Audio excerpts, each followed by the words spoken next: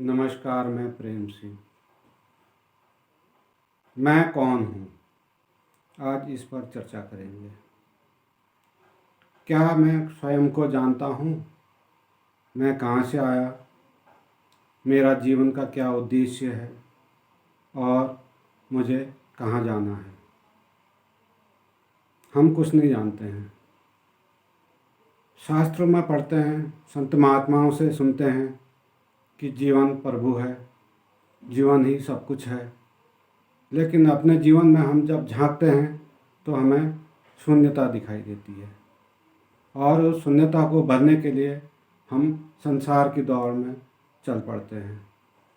कभी धन की दौड़, कभी पद की दौड़, कभी अहंकार की दौड़। तो इस दौड़ में हमारा जीवन समाप्त हो जाता है। तो जब अपने जीवन में अन्वेषण करने से हम कहीं भी नहीं पहुंचते हैं तो ये हमारी दौड़ कभी न समाप्त होने वाली होती है। तो चीन में एक संत पैदा हुए, लाओ त्से। लाओ त्से कहता है, जब तक तुम दौड़ोगे तो तुम्हें कुछ नहीं मिलेगा। तुम ठहर जाओ तो तुम अपने अंदर स्व में स्थित हो जाओ। यह दौड़ स्वयं से स्वयं तक की है।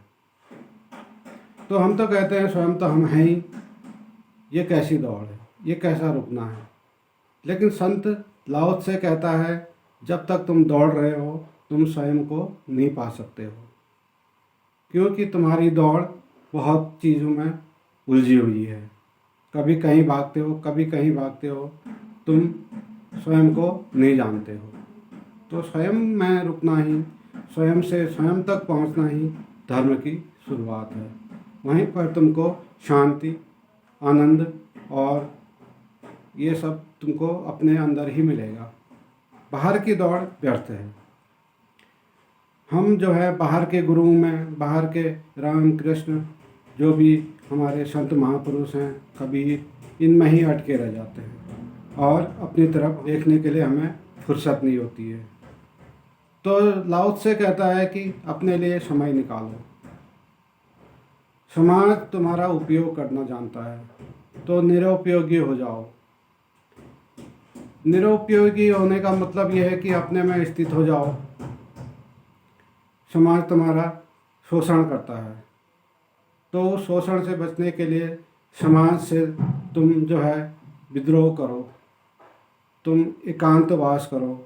एकांत में ही वह फलित होगा। इसलिए संत लाओ त्से जो है अपना बहुमूल्य समय अपने आप को ही देता है।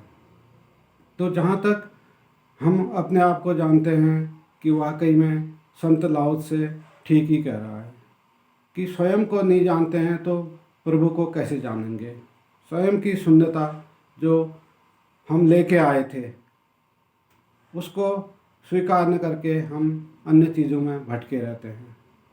तो अन्य चीज़ों में भटकने से हम जो है अपना जीवन यूं ही व्यर्थ कर देते हैं।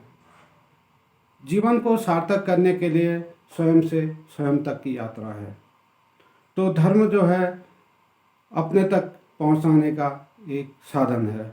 ये धर्म की जो यात्रा है ये बाहर की यात्रा नहीं है, स्वयं से स्वयं तक की यात्रा है। नमस्कार।